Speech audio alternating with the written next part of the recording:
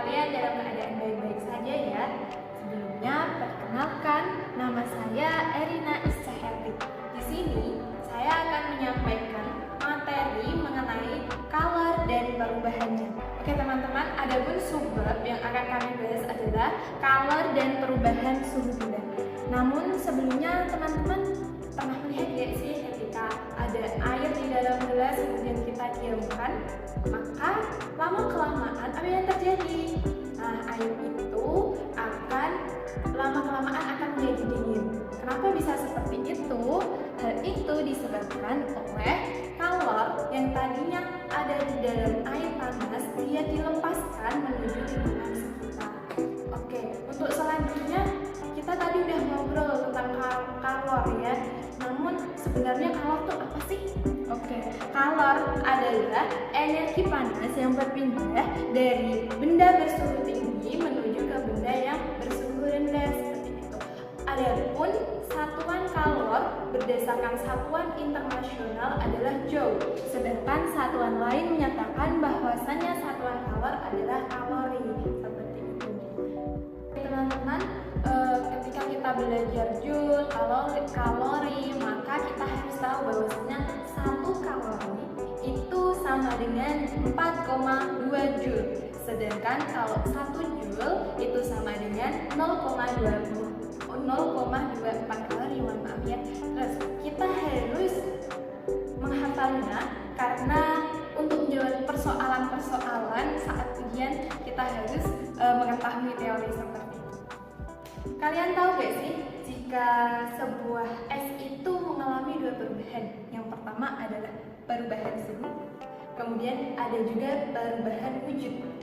Nah, kali ini kita akan membahas perubahan suhu terlebih dahulu. Apabila kita memanaskan 1 gelas air dan juga 2 gelas air dalam 2 panci yang berbeda, maka kira-kira yang mana yang akan lebih cepat panas? Nah, tentu saja jawaban dari teman-teman adalah yang 1 gelas air akan lebih cepat panas. Oke, yang membedakan adalah massa airnya. Kenapa? Karena semakin besar massa air tersebut, maka kalori yang diperlukan untuk memanaskan air tersebut juga akan lebih tinggi. Sedangkan semakin sedikit massa air tersebut, maka kalori yang diperlukan akan semakin sedikit pula.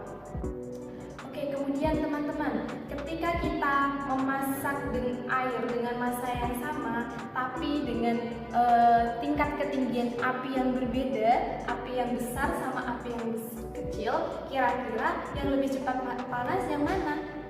Yakni dengan api yang besar. Betul sekali, karena api yang besar akan menghasilkan suhu yang lebih tinggi, itu lebih banyak gitu.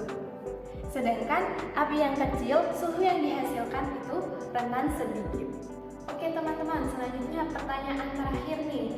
Kalau kita memasak air dengan memasak minyak, nah kira-kira yang lebih cepat panas yang mana? Air atau minyak?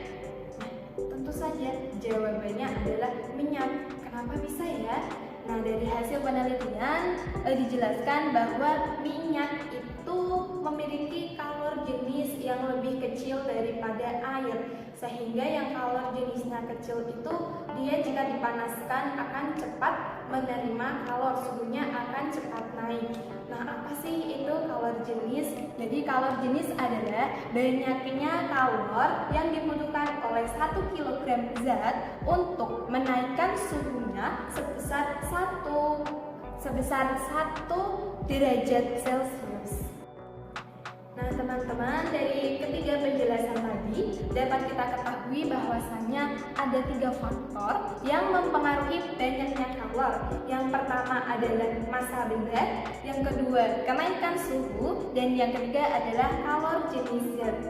Nah, secara formulasi atau secara matematis, perumusan kalor ini dapat dirumuskan sebagai Q sama dengan massa dikali C atau kalor jenis Z dan dikali delta T perubahan suhu. Atau untuk memudahkan kita mempelajarinya, biasanya kita singkat ini menjadi Q macet gitu ya teman-teman. Oke, demikian penjelasan dari kakak. Semoga dapat bermanfaat ya untuk teman-teman semua. Jangan lupa semangat belajar. Terima kasih. Assalamualaikum warahmatullahi wabarakatuh.